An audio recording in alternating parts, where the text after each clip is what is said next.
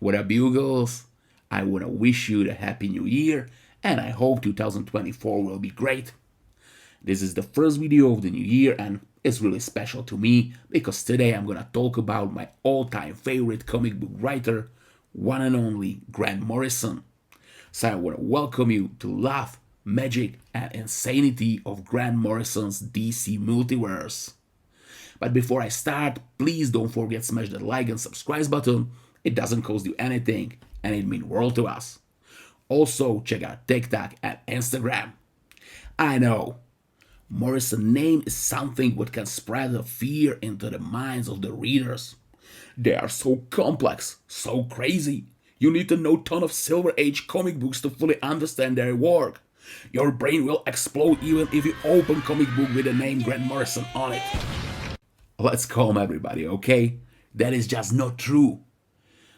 Okay, there might be a little bit of truth in the statements. Yes, Morrison's work is mostly super complex and it forces you to use your brain and think about what you just read. And yeah, their work isn't easy read when you just want to chill out and enjoy some pure action and turn your brain off. And hey, there isn't nothing wrong about pure action. I love it also.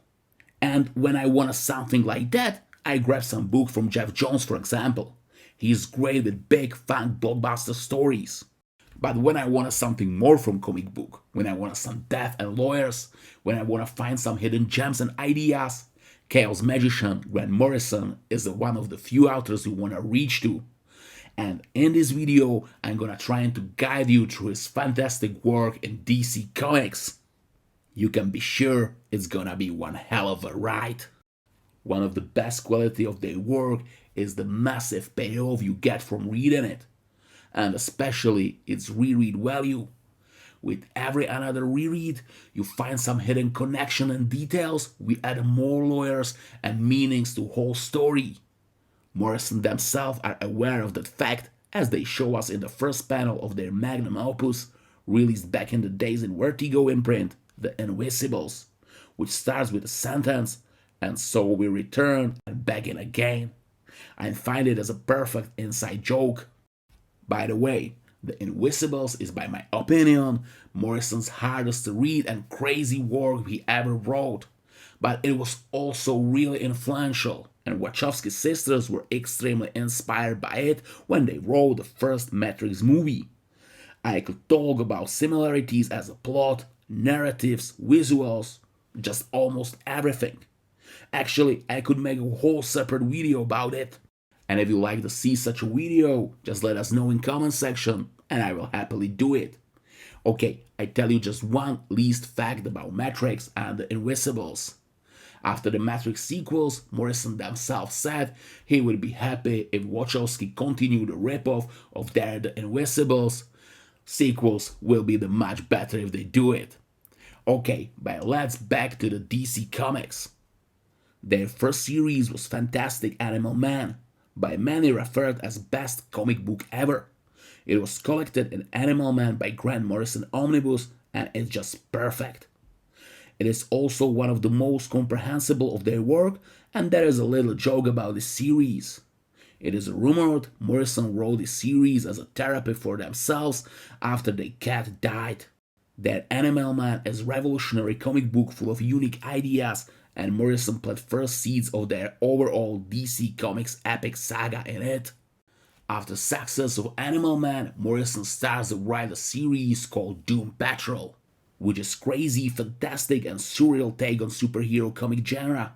It includes phenomenal villains as Mr. Nobody or Baiting Which Ate Paris. Morrison also wrote spin-off miniseries to Doom Patrol called Flex Mentallo, and it was similar, crazy, phenomenal, right? Their Doom Patrol and Flex Mentallo were kind of standalone stories in this universe, so they doesn't belong to this DC saga. But it is still phenomenal read. In 2019 was released Doom Patrol TV show, which takes a lot from Morrison's run, and I really recommended this show.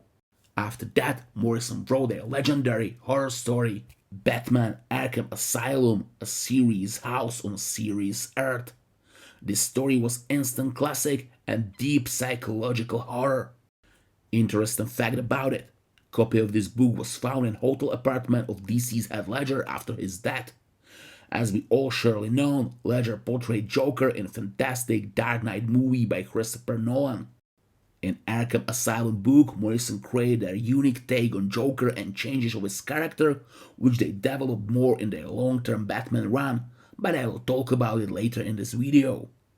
In Arkham Asylum, Morrison also introduced us Joker's super sanity theory. This is really interesting take on the supervillain. In short, idea is Joker isn't insane, but extremely sane. Super sane. And it manifests through his violent crimes and changes of his personality. By the way, in August we get a new printing of Arkham Asylum in absolute format, so if you didn't own it already, you can order this new edition.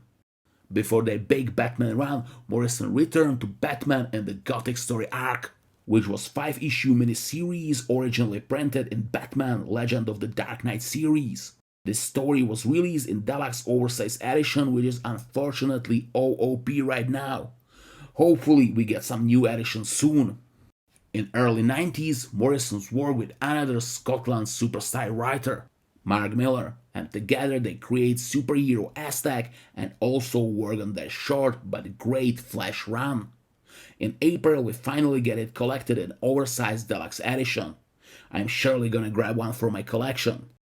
Interesting is, Mark Millar and Grant Morrison doesn't see eye to eye now. They actually have a beef and kind of hate each other. I could talk about it more, but let's focus on Grant and their psychedelic DC journey. If you would like to watch this tabloid video about rivalry between Millar and Morrison, let us know in comment section. I might figure it out something for you. In 1996, Morrison took over the main Justice League of America series, and this was a huge hit. It was extremely popular and returned the title to best-selling status. Till these days, Morrison's JLA is considered as one of the greatest take on Justice League. Morrison shows readers their take on Big Seven and villains as Starro, Darkseid, or Prometheus. You can find this run collected in JLA by Grant Morrison Omnibus. Part of this run was also a big bold crossover, DC 1 Million, which also get its own omnibus.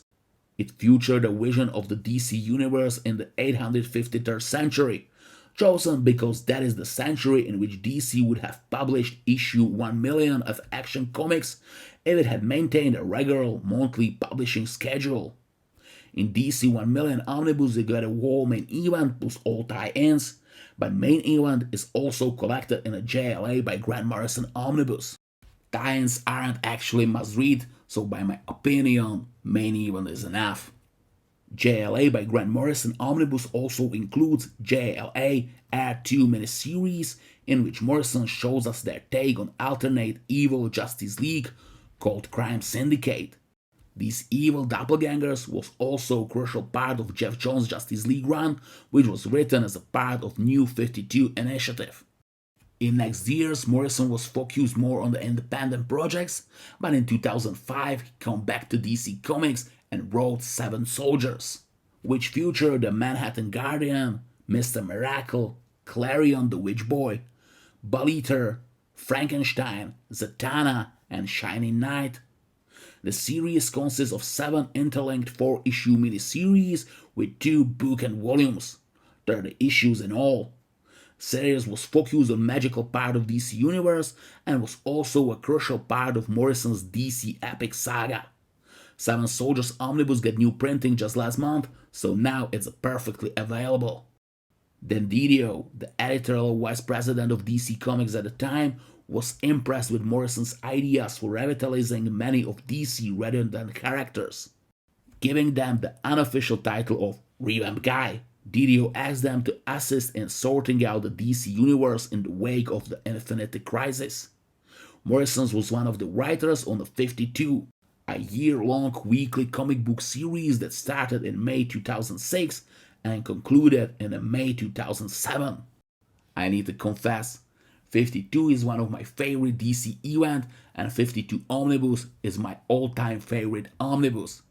If you didn't read it, please do it. It's perfect. Right from pages of 52 event, Morrison go to their long-term Batman run. It is divided in 3 parts as it was actually written in 3 series, and it is also collected in the same way in 3 omnis. First omnibus is a dark deconstruction of Dark Knight, and it was originally published in main Batman series. Like I said, Morrison's reach here more to their Joker's super sanity theory, introduce dark cabal of villains named Black Glow, and even Batman's backup personality, Zur and R, which is right now a big part of Chip Zdarsky's Batman run. This is actually where some readers came up with the complaints that you need to read a ton of Silver Age comic books to fully understand Morrison's work. True is, yeah, Morrison often reached the Golden and Silver Age era for inspiration, but that actually is all inspiration. You truly don't need to read Batman casebook from Silver Age to understand Batman RIP. If you read it, okay, now you know what inspired them with the creating of Zur and R. But that's all. Pure inspiration. Nothing essential to enjoy their first Batman omnibus. Second omnibus is something different, because it takes place after Final Crisis and many readers doesn't read its events, so they might feel a little bit lost in there. I don't gonna spoil you anything, but even cover of some collected editions spoil some things. What I tell you about Final Crisis is this. This is most complex and most batshit crazy story ever Morrison does. Maybe the Invisibles is more crazy. This is actually culmination of their DC saga. This is where all that seeds planted Animal Man, JLA, Seven Soldiers, or first part of their Batman bloom to flowers. Final Crisis is hard read. Really hard even if you are a fan of Morrison's work. It took me actually 2 or 3 rereads to start understand its story, and with every reread I find something new, some connection, some hidden detail. I fully understand if someone hates Final Crisis. This for sure isn't even for everyone. But if it is for you, you are here for one hell of a read. You can find it collected in Final Crisis Omnibus, and I think new printing of Absolute Edition was recently announced. But let's go back to Morrison's Batman. Second omnibus collect the Batman and Robin series and miniseries Batman Return of Bruce Wayne. After events of Final Crisis, Bruce is lost in time stream, and in current time there is no Batman.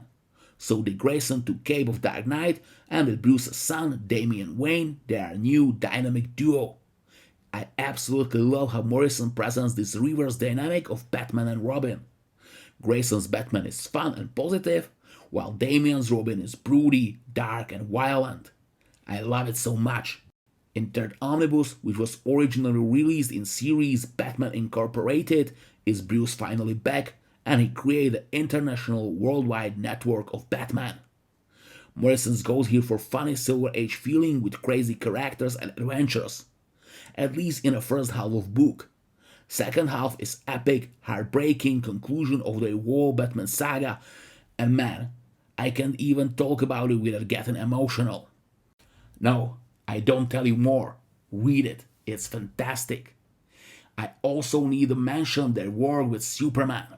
They wrote All-Star Superman, which is one of my all-time favorite Superman stories, and it really shows why Superman is greatest superhero ever. I recommended this book to both fans and also to haters of character. Morrison also took over Action Comic series after New 52 relaunch of DC. This is their take on origin of Man of Steel, and it is also heavily influenced with the actual Golden Age origin of Superman. This run is collected in Superman by Grant Morrison Omnibus, and it is really fun read. And it's actually lead to Final Crisis sequel, The Multiversity. Don't worry, this one isn't that much crazy as Final Crisis. Yes, it still is crazy read, but matter of fact, this is my all-time favorite comic book. Not because of the story, but because of this is actually study of comic book superhero genre and truly honest love letter to it. Every issue explores specific period of superhero comic books and show us how Morrison loved this game. It is also one of these books you can reread so many times and always find something new. You can find it collected in its own Absolute Edition, which was released in 2022. One of the latest Morrison's contribution to DC Universe was their Green Lantern run, which lasts for 2 seasons. And this is another crazy space psychedelic ride through multiverse and dimensions. I hope one day we will get omnibus of this run. It actually is supposed to be Morrison's last superhero comic book, but a truly swan song is Superman and the Authority miniseries, in which we follow the old Superman as he is trying to put together Black Ops teams of anti-heroes. This isn't Morrison's greatest work, but still, it is a good read, and it is actually some kind of prologue to fantastic Superman Werewolf Saga by Philip Kennedy Johnson. Werewolf Saga was released only in paperback for now, but I hope we get omnibus soon, and it might collect also Morrison's Superman and the Authority prologue. That would be awesome. And that's it. That's the whole epic crazy journey to Grant Morrison's work in DC Comics. Like you can see, there is nothing to fear about.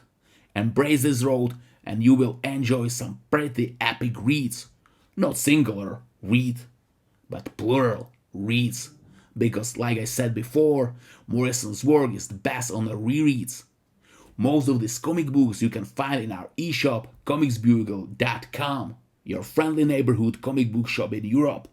Except of great catalog of collected deluxe and absolute editions, epic collections and omnibuses, we guarantee you eco-friendly Hulkproof packaging, free shipping in whole EU, and option to pre-order your comic book now and pay for it later. You can also split full price to 4 separate payments because we know how expensive these books can be. So check it out, comicsbugle.com. You can also find direct links below this video. And that's all. Thank you so much for watching. Don't forget to smash that like and subscribe button so you don't miss out any further videos. In the comment section let us know what other topics or comic books would you like to see in our further videos. And see ya, Bugles!